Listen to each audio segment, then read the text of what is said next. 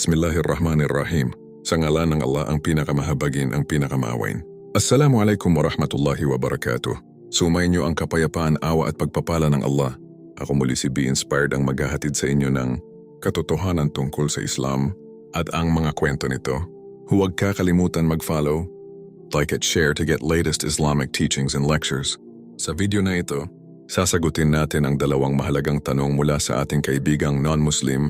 Una, bakit nilikha ng Allah Azza wa Jal si Shaitan o Satanas kung maghahasik lang ito ng kasalanan? Ikalawa, bakit bawal sa mga Muslim ang baboy, dugo at ilang exotic foods? At bakit panilikha ang baboy kung hindi naman ito pwedeng kainin?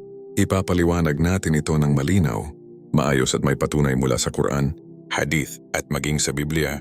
Unang bahagi, bakit nilikha ang Satanas? Upang maunawaan ito, kailangan nating malaman na ang buhay sa mundo ay isang pagsubok. Surah Al-Mulk chapter 67 verse 2. Alladhi khalaqal mauta wal hayata liyabluwakum ayyukum ahsanu amala.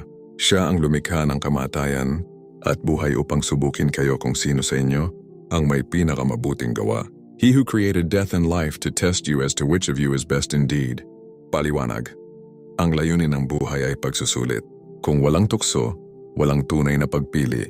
Si Shaitan ay nilikha bilang bahagi ng pagsubok, ngunit tandaan, hindi niya kayang pilitin ang tao. Surah Ibrahim chapter 14 verse 22. وَمَا كَانَ لِيَ عَلَيْكُمْ مِنْ سُلْطَانٍ إِلَّا أَنْ دَعَوْتُكُمْ فَاسْتَجَبْتُمْ لِي. Wala akong kapangyarihan sa inyo, kundi tinawag ko lamang kayo at kayo ay tumugon. I had no authority over you except that I invited you, and you responded to me. Paliwanag. Si Satanas ay naguudyok lamang, ang tao pa rin ang pumipili. Hadith ng Propeta Muhammad, sumakanya nawa ang kapayapaan. Inna ash-shaytana yajri min ibni Adam majra ad-dam. Ang Satanas ay dumadaloy sa tao tulad ng dugo. Satan flows through the son of Adam like blood. Paliwanag.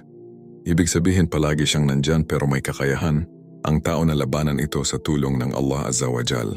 Ikalawang bahagi. Bakit bawal ang baboy, dugo at exotic foods?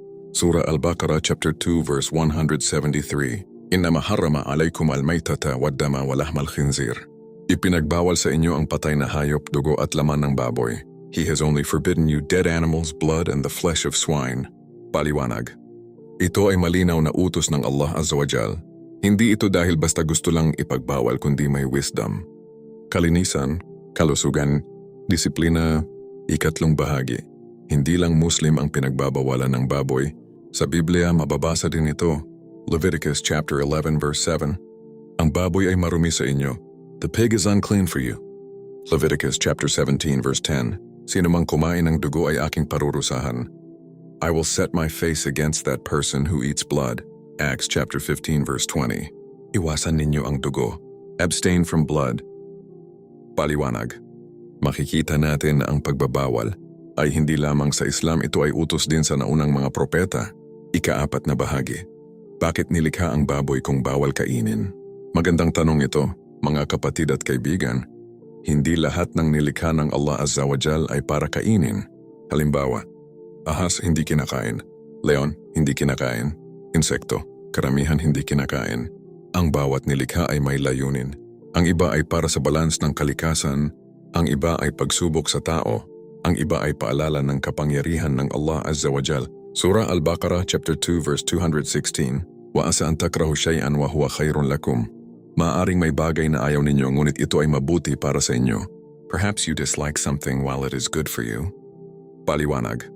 Hindi lahat ng gusto ng tao ay mabuti, at hindi lahat ng ipinagbabawal ay masama ang layunin. Ikalimang bahagi. Ano ang aral dito? Mga kapatid, ang Islam ay nagtuturo ng disiplina at pagsunod. Ang tunay na pananampalataya ay hindi lamang sa madaling utos kundi pati sa mahirap sundin. Motivational message. Sa ating mga kapatid na Muslim, maging matatag tayo sa pagsunod sa Allah Azza wa Jal. Kahit hindi natin lubos maintindihan ang lahat, magtiwala tayo sa kanyang karunungan. Sa ating mga kaibigang non-Muslim, inaanyayahan namin kayo na pag-isipan ang mga aral na ito. Ang Islam ay hindi basta paniniwala, ito ay gabay sa buhay na may malinaw na layunin, disiplina at katotohanan. Ako muli si Legendary B. Inspired ang maghahatid sa inyo ng katotohanan tungkol sa Islam at ang mga kwento nito. Huwag kakalimutan mag-follow, like at share to get latest Islamic teachings and lectures. Naway gabayan tayo ng Allah Azza wa Jal sa tamang landas ilayo sa tukso ni Satanas at bigyan tayo ng lakas na sundin ang kanyang mga utos. Assalamualaikum warahmatullahi wabarakatuh.